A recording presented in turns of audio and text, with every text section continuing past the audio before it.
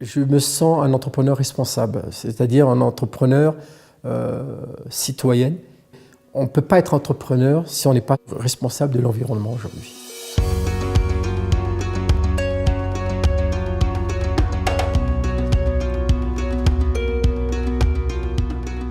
Madagascar, c'est un pays à vocation agricole. Et si on veut sortir de la crise alimentaire, c'est l'agriculture. Il ne faut pas oublier qu'on a 36 millions d'hectares cultivés à Madagascar. Aujourd'hui, on exploite moins de 10% de cette surface. Pour sortir de la pauvreté, il faut passer par l'agriculture. Guanomad a son rôle à jouer là-dessus, dans le développement de l'agriculture ici à Madagascar. Guanomad, le nom Guanomad est tout simple. Hein. Guano, donc c'était le guano, c'est de la fiente d'oiseaux marins, de chauve-souris, comme on dit Guanomad, guano.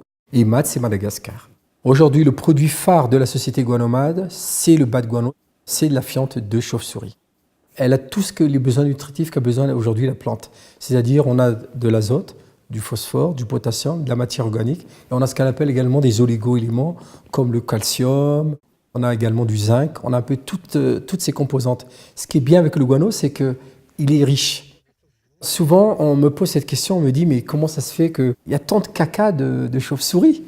Parce que quand je leur dis, on a 350 000, 400 000 tonnes sur une centaine de réserves, les gens sont surpris en disant, mais c'est incroyable, vous avez pas, il n'y a pas autant de caca de chauve-souris, c'est pas possible. Le guano est composé, il y a de la fiente de chauve-souris, il y a également l'alimentation des chauves-souris, leur nourriture.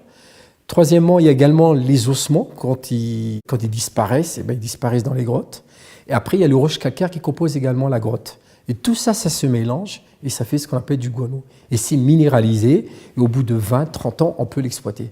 Mais ce n'est pas de la fiente fraîche comme ça ou du jour au lendemain qu'on peut exploiter comme engrais.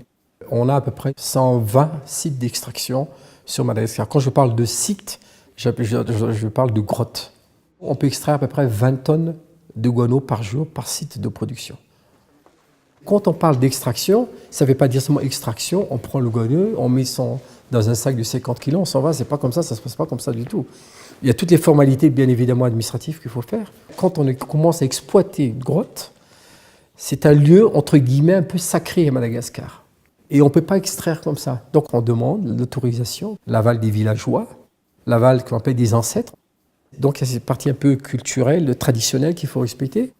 Après, il y a l'aspect économique. L'aspect économique, c'est de dire, voilà, écoutez, on va extraire.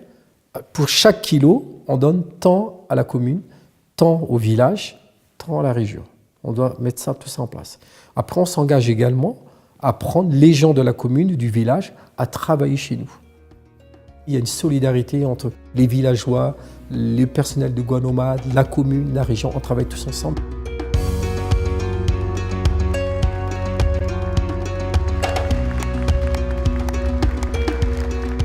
Guanomad aujourd'hui, c'est un réseau de distribution de 220-240 distributeurs sur tout le territoire national aujourd'hui sur Madagascar. On a également dans les supermarchés, pour ceux qui font le jardinage. On peut trouver également dans les quincailleries. On peut trouver également dans des coopératives. Guanomad est présent à l'étranger en Union européenne. On est présent également au Canada, Bénin, Angola. On estime à 50% aujourd'hui de notre production au niveau de l'export. Le Guanomad de Madagascar et le Guanomad qui est exporté, c'est le même produit. Et c'est ça qu'on veut protéger aujourd'hui. Pour moi, c'est mon fonds de commerce aujourd'hui, Guanomad. Si je veux vraiment protéger ma société, il faut que je protège la marque. Par rapport aux marges, par rapport à la concurrence, la marque, c'est primordial, il faut la déposer, c'est une protection. Je veux dire, en tant qu'entrepreneur, si on est vraiment prévoyant, c'est l'essentiel, c'est vraiment déposer cette marque. C'est très important pour l'avenir. Pour l'image de la société, c'est vraiment le fonds de commerce aujourd'hui. La valeur de Guanomad, c'est sa marque aujourd'hui.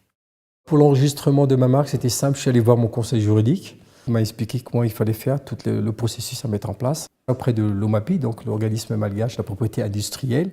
Une semaine après, on avait un papier comme quoi la marque vous appartenait. Je suis très satisfait des services rendus par l'OMAPI aujourd'hui à Madagascar. On a déposé aujourd'hui à peu près une trentaine de marques. Et aujourd'hui, on commercialise sur les trentaines de marques, 7-8 marques. Alors pourquoi une trentaine et 7 aujourd'hui? Parce qu'on s'est projeté sur l'avenir. Parce qu'aujourd'hui, moi, mon objectif, c'est de développer d'autres produits à base de guano. Je suis un entrepreneur heureux parce qu'aujourd'hui, on associe Guanomad à l'engrais, on associe le Guanomade à l'environnement, on associe Guanomade aux actions sociales. C'est ça aujourd'hui Guanomade. Et pour moi, c'est un exemple que je vais donner également aux autres entrepreneurs malgaches. Voilà une entreprise, on n'a pas besoin d'être toujours, comme on dit ici, des vasas, des étrangers pour réussir. Les malgaches peuvent réussir avec les richesses naturelles malgaches.